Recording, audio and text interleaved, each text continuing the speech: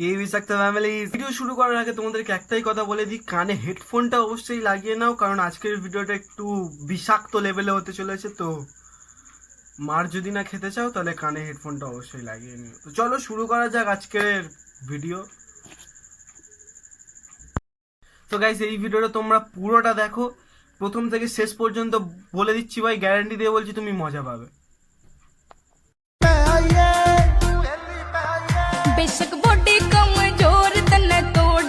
আরে দিদি থাক থাক, এত নাড়িও না, হঠাৎ করে যদি খুলে পড়ে যায় তো। বেশি কিছু না গাইস, দিদি রিলস বানানোর চক্করে এতটাই মাতোহারা হয়ে পড়েছে যে নিজে প্যান্ট পরতে ভুলে গেছে। बंद करो, हाथ जोड़ के मैं गुजारिश करता हूँ। বন্ধুরা, নাচ এমন একটা জিনিস, সেটা কম বেশি সবাই করে। কেউ লোকের কথায় নাচে, কেউ ফাংশনে নাচে, কেউ বা ডিস্কোতে নাচে।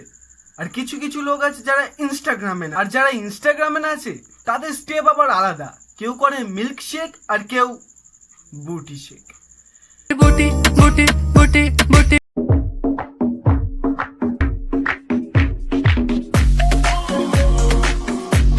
আমাদের খুবই ভালো চেটে খায় মধু। দিদি আমাদের খুবই ভালো চেটে চেটে খায় মধু।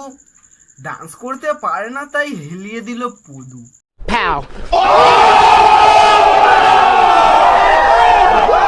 নিজেকে খুব চালাক মনে করিস না, আজকে তোকে আমি হারিয়েই দেখাবো।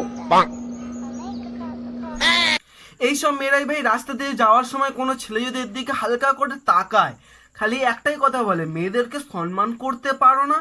বলছি দিদি, সম্মানটা কিভাবে করবে? তোমার ইনস্টাগ্রাম অ্যাকাউন্টটা একবার খুলে দেখেছো তুমি কি নোংরামো করে বেড়াচ্ছ? সেই সব দেখার পর একটা ছেলের মনে তোমার প্রতি সম্মান জাগবে কি করে? হেরে গেছি, এবার দেখা। এই এক হাবাসি মাল ভাই, এর মধ্যে এত হাবাস এত হাবাস এত হাবাস যে প্যান্ট সবসময় ভিজে থাকে।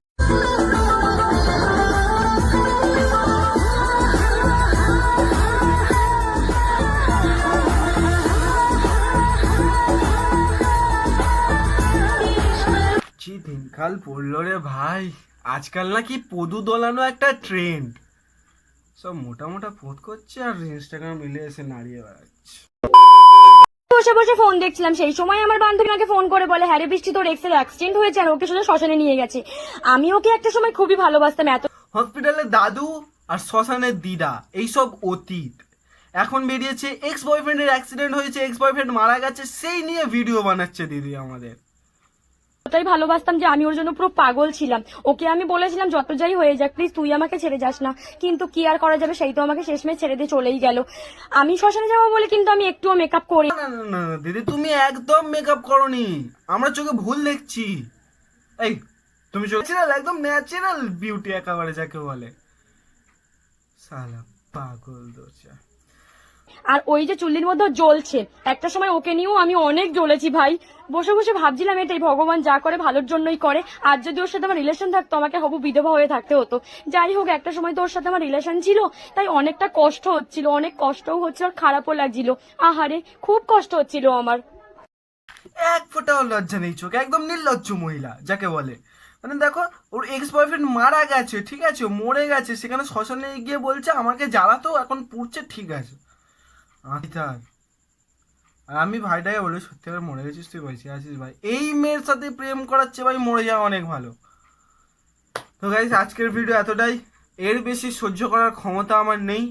তো দেখা হচ্ছে অন্য কোনো ভিডিওতে। আর হ্যাঁ, যদি তুমি এর পার্ট 2 চাও তাহলে কমেন্ট করে জানাও।